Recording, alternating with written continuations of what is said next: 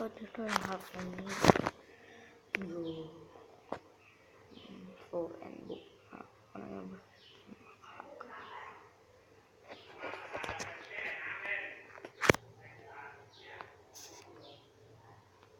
นะครับเป็นเรือสองลำ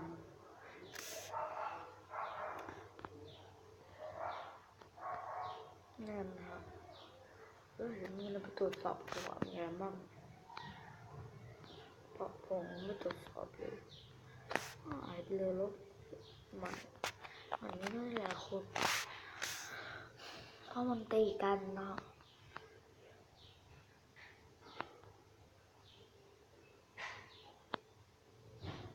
แล้วก็เป็นอะไรไปดูกันก็ดูบนระบบก็เป็นเตรียมมีฝั่งน้ำมือฝั่งแดงด้วย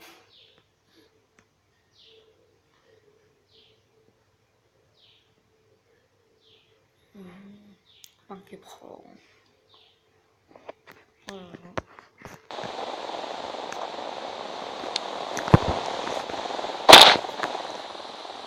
เราก็มาถึงเรื่องมาดูกันดีกว่าเลยเอากล่องเปิดไม่ได้เรามาดูกล่องอื่นกันดีกว่านี่นะครับมาถึงแล้วก็มาเปิดดูกันเลยไอ้ทุกนี้ก่อนโอ้มาสิทีนทีคือถ้ามันที่ยิงทีนทีเราทุบเอาเองเหรอคือมันให้เราเปิดให้เราทุบก็ตกมีทีนทีไปแล้วชิบหาย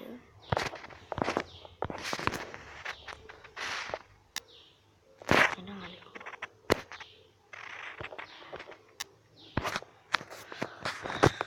เมื่อกี้ขอโทษดูผมอยากไปดูกันเลยก็จะไปเอาทีนทีมา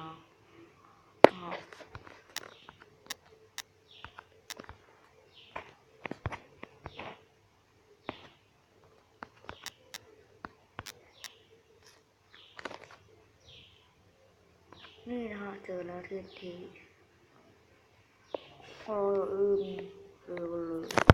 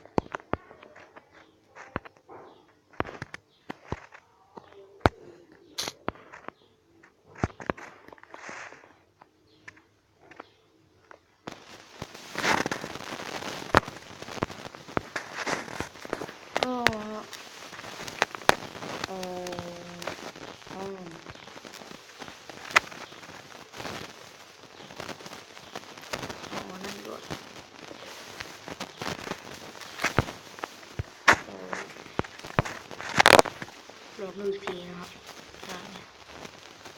ไม่ได้โอ้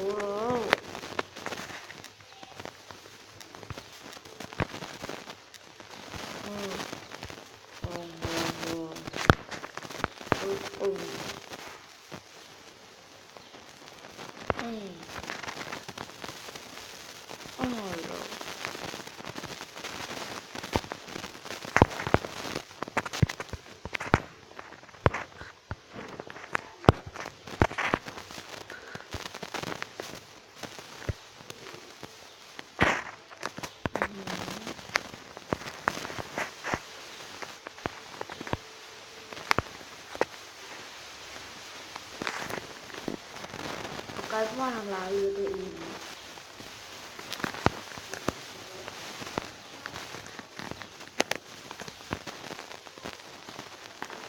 ผมเพิ่งเคยแคสเกมในครั้งที่สองสำหรับใครครับคลิปนี้อย่าลืมกดไลค์กดซับสไครต์เพื่อรับของ